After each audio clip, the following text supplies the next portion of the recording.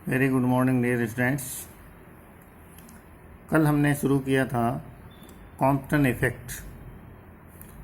हमने Compton effect की definition देखी थी और उसके बाद हमने देखा था कि किस तरह से कॉम्पटन प्रभाव की व्याख्या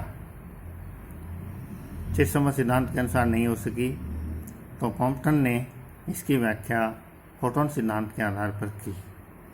उसके बाद हमने शुरू किया था कॉम्पटन शिफ्ट के सूत्र की व्युत्पत्ति। कॉम्पटन शिफ्ट क्या होता है? जब फोटोन किसी प्रकीर्णक के ढीले बंधे इलेक्ट्रॉन से टक्कर करता है तो फोटोन अपनी ऊर्जा का कुछ पार्ट फोटोन को दे देता है, जिससे फोटोन की आवृत्ति कम हो जाती है, अर्थात तरंग दैर्ध्य बढ़ जाती है। तो आपतित फोटोन के तरंग दैर्ध्य तथा प्रकीर्णित फोटोन के तरंग दैर्ध्य का जो अंतर है लैम्डा डैश माइनस लैम्डा, उसे कॉम्पटन शिफ्ट कहते हैं और उसके लिए मैथमेटिकल फॉर्मूला हमें प्राप्त करना है। इसके लिए हमने जो उपकरण व्यवस्था थी वो देखी थी और एक डायग्राम देखा था हमने, जो इस प्रकार था। ये आपतित फोटोन है जिसकी एनर्जी E बराबर एच न्यू थी, मोमेंटम एच न्यू बाई सी था। जो एक स्थिर इलेक्ट्रॉन जिसकी rest energy m0 c square और मोमेंटम 0 था, उसे टक्कर करता है तो इलेक्ट्रॉन थीटा कोण पे रिकॉइल हो जाता है, इसका वेग v हो जाता है, तो मोमेंटम mv और एनर्जी mc स्क्वायर हो जाती है। साथ ही फोटोन है वो फाई कोण पे प्रकीर्णित हो जाता है और इसकी जो रिमेनिंग एनर्जी है वो E2 बराबर एच न्यू डैश और मोमेंटम इसका एच न्यू डैश बाई सी हो जाता है। इसको हम देखते हैं आगे किस तरह से मैथमेटिकल डेरिवेशन इसका करें। देखिए, इसमें हम सबसे पहले ऊर्जा संरक्षण का नियम यदि लगाएं तो एनर्जी कंजर्वेशन देखें तो ऊर्जा संरक्षण के नियम से h nu plus m0 c square equal to H nu dash plus mc square, अर्थात आपतित फोटोन की जो ऊर्जा है,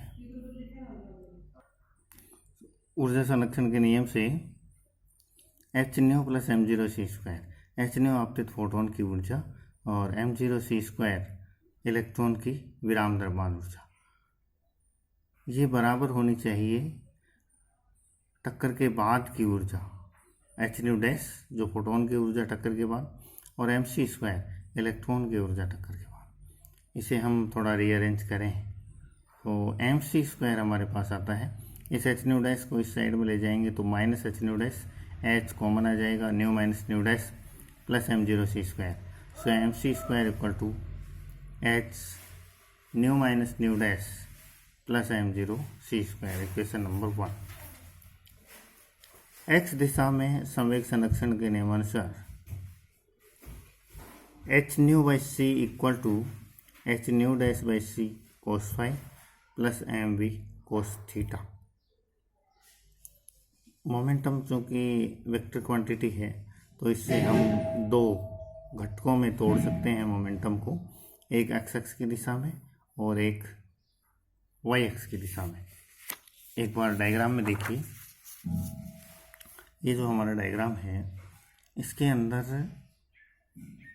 फाई कोण पे प्रकीर्णित हुआ फोटोन, तो इसका जो मोमेंटम है एच न्यू डैश बाई सी, इसके दो घटक हो सकते हैं।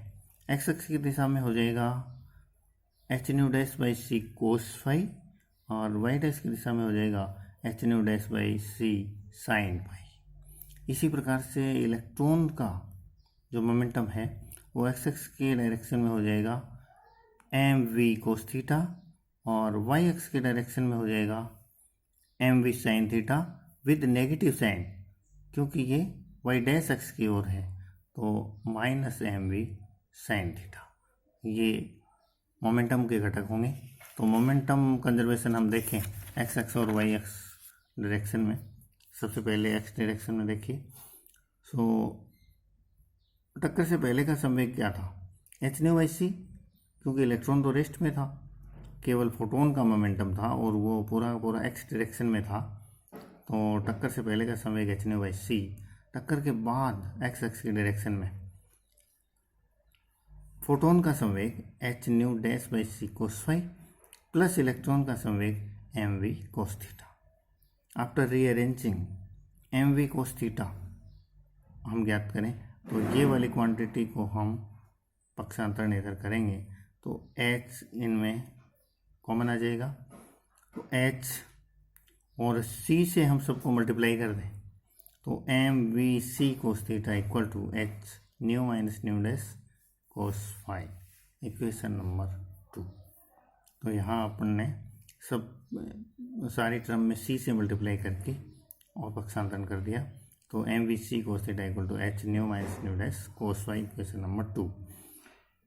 सिमिलरली वाई एक्स के डायरेक्शन में यदि मोमेंटम का कंजर्वेशन लगाएं हम, तो टक्कर से पहले इलेक्ट्रॉन का तो मोमेंटम जीरो ही था, फोटोन का मोमेंटम था लेकिन वो पूरा का पूरा एक्स डायरेक्शन में था, तो टक्कर से पहले एक्स एक्स के डायरेक्शन में मोमेंटम जीरो था, और टक्कर के बाद फोटोन का momentum h nu dash by c sine phi y x के डायरेक्शन में, और इलेक्ट्रॉन का वाई डैश एक्स के डायरेक्शन में कंपोनेंट होता है, इसलिए minus m v sine theta.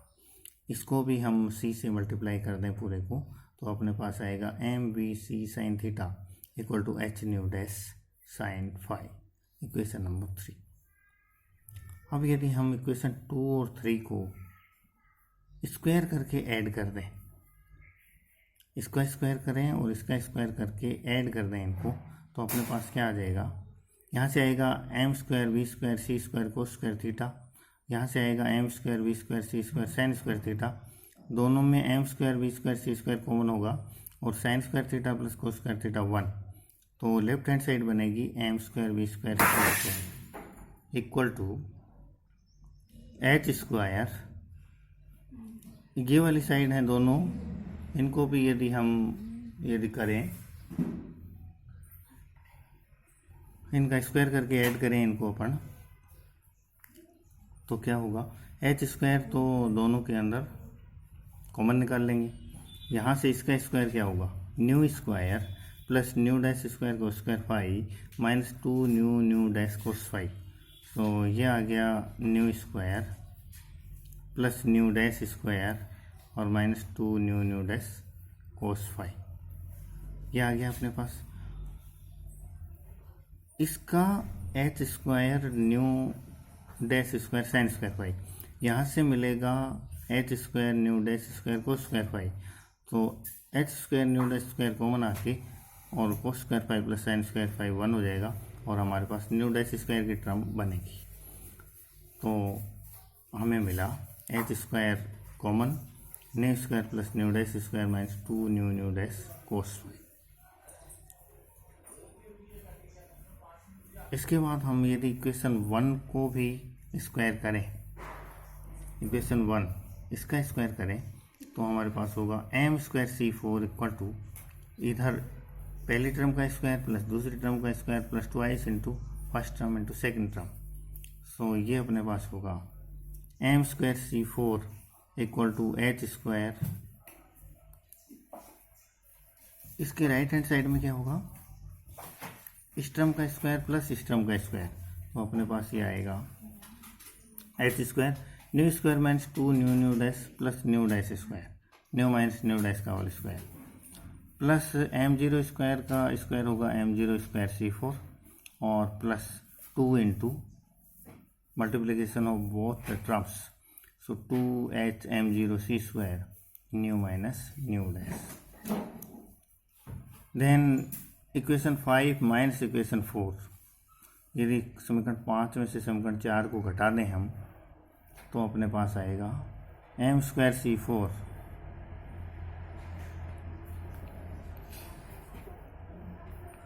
Equation 5 minus equation 4, m square सी 4 minus m square v square c square, यहाँ से यदि एम स्क्वायर सी 4 को हम कॉमन लें, तो अपने पास यहाँ बचा 1 बच गया, माइनस यहाँ v square upon c square, अब इसमें से इन टर्म्स को हम घटाएं तो एच स्क्वायर न्यू स्क्वायर, यहाँ भी एच स्क्वायर न्यू स्क्वायर, ये तो एक दूसरे को कैंसिल आउट कर देंगे। H square nu dash square और H square nu dash square ये भी एक दूसरे को कैंसिल आउट कर देंगे। तो अपने पास क्या बचेगा, माइनस कॉमन ले लें यदि, two H square nu nu dash, यहाँ से 1 और यहाँ कोस फाई और है मल्टीप्लिकेशन में, सो 1 माइनस कोस फाई।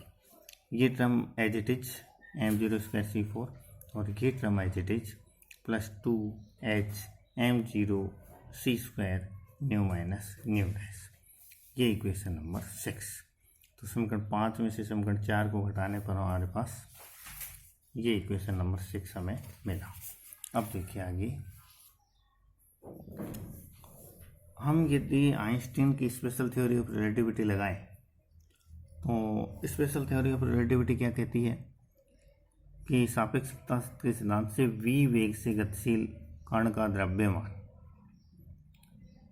कोई कण का वेग v है जो प्रकाश के वेग की कोटि का है, उसके आसपास है, यानी बहुत कम नहीं है, तो गतिशील द्रव्यमान को रेस्ट मास के साथ इस तरह से रिलेट करते हैं, m इक्वल टू m0 बटे under root 1 minus v square by c square. So this will be m square कोष्टक 1 minus we square by C square equal to m0 square. पक्षांतरण करके हमने इसको वज्र गुणा करके और स्क्वायर कर दिया, तो हमारे पास ये आ गया m square 1 minus we square c square equal to m0 square. इसको यदि हम इक्वेशन नंबर 6 में रखें, ये वैल्यू, ये जो हमारा इक्वेशन नंबर 6 था, इसके लेफ्ट हैंड साइड में यदि रखें, बिल्कुल इक्वल है, m square 1 minus we square by C square बराबर m0 स्क्वायर है। यहाँ भी हमारे पास ये था m square into 1 minus we square c square, तो इसकी जगह m0 स्क्वायर हम रख सकते हैं, तो ये m0 स्क्वायर c4 अपने पास बन जाएगा। तो देखो समीकरण 6 में क्या बना, m0 square c4 equal to right hand side से minus 2h square nu nu dash 1 minus cos 5 plus m0 square c4 plus 2h m0 c square nu minus nu dash. m0 square c4 से m0 square c4 cancel हो गया, 2h square nu nu dash 1 minus cos 5, इसका हमने पक्षांतरण करके इधर ले आए, minus sign था, ये प्लस हो गया, तो इधर अपने पास ये बच गया 2h m0 c square nu minus nu dash. H square से एक पावर एच की कट गई, 2 से 2 कैंसिल हो गया, तो अपने पास यहाँ बचा न्यू माइनस न्यू डैश, इसको इसके अपॉन में ले जाएं, nu minus nu dash upon nu nu dash equal to, यहाँ एक एच बचा बट्टे में m0 c square, h upon m0 c square और 1 माइनस कोस 5। दोबारा देखिए ध्यान से, एक एच से एच कैंसिल हो गया और 2 से 2 कैंसिल हो गया, so nu minus nu dash upon ये वाला nu nu dash equal to अपने पास आया h अपॉन में m0 c स्क्वायर और ये 1 माइनस कोस 5। इसको यदि भाग दे दें हम दोनों टर्म में अलग अलग, so 1 minus nu dash minus 1 by nu equal to h by m0 c square 1 minus cos 5। Equation number 7।